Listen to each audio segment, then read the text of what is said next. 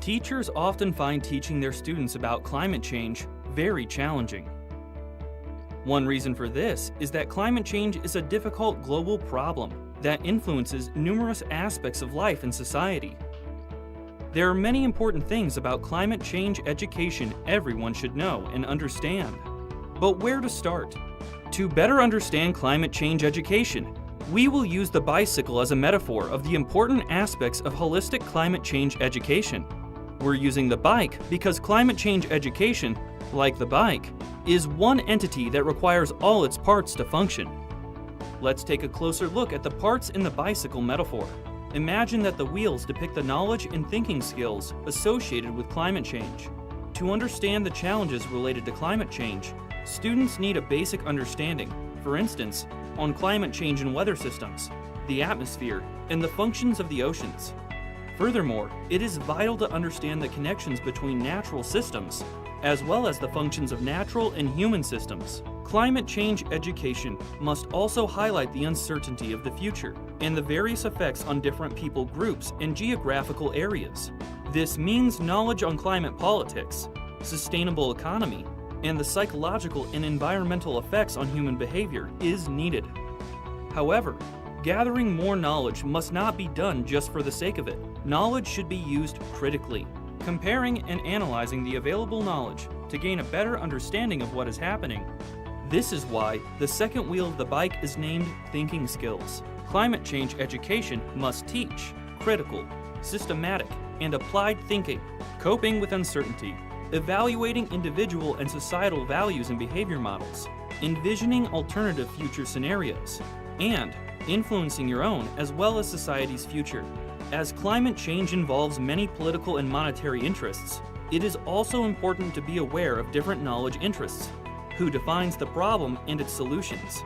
One way to develop such thinking skills is through inquiry-based learning. To understand and cope with the complexity of climate change, systems thinking is needed.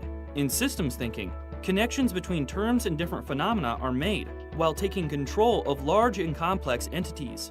The goal is a holistic thought process that combines understanding of the climate change phenomenon with knowledge of its human and social causes and effects. In climate change education, it is also essential to consider the student's identity, values, and worldview. In fact, these should form the foundation for climate change education, as studies have shown that values can have an even stronger influence on positive environmental actions than knowledge. The learner's values and worldview also influence what type of knowledge and skills they attach themselves to. Therefore, climate change education should challenge students to consider ethical issues, such as what we truly value and what we need to live a meaningful life. When we start to examine our values, we may find conflicting interests. For instance, one may value the well-being of the environment, while they simultaneously value flying to exotic places, causing a large toll on the environment. Sometimes discussions on values tend to fall outside of climate change education, though they are both important and interesting to students. When discussing values, especially human dignity and equality should be considered. Also, when examining consumer choices, it is equally important to consider what we are ready to give up and how we can find meaning to life without polluting the planet. One of the aims of climate change education should be meaningful action. In the metaphor, action is represented by the chains and pedals, because similar to pedaling, climate action requires some effort. Action should be based on knowledge on which actions have an impact. Actions are also influenced by values, such as one's willingness to help others, social norms, empathy, and how easy it is to take action. For example, in areas where the infrastructure does not support biking or taking a bus, such actions are hard to take. In that case, one meaningful action could be to contact local politicians to do something about the issue. Though a bike will not run without someone pedaling it, a seat is also needed to make the ride more comfortable and motivating. For climate change education to be motivating, it must not depict climate change as a distant problem or as too difficult to comprehend. As people, we built this society, so we can change it. When learning to take climate change action, cooperating with other like-minded people helps increase motivation, as others' opinions can have a significant effect on how we act. School is an excellent place for reinforcing community and practicing positive participation. When you notice you can make a difference, your motivation increases as well. When facilitating environmentally responsible activity, it is crucial to know what slows things down and prevents people from acting. Obstacles to action are usually human issues, such as convenience, laziness, habit, or hurry. This means the problem does not have to be lack of knowledge or will to act, although sometimes those may prevent action as well. Environmental responsibility may also be hampered by structural reasons, such as the lack of a working public transit network. Money, or a lack of it, is also a common obstacle to environmentally responsible behavior. Various psychological barriers, such as alienation or denial of the problem, social norms, or uncertainty of the impact of an individual's action can also hinder people from taking action. Finally, accusations and top-down leadership can also create more rejection. In the middle of all of this, it is normal to feel strong emotions. These emotions can be an indicator or a guiding force of what needs to be done, and therefore, in the bicycle metaphor, they are depicted as the lamp.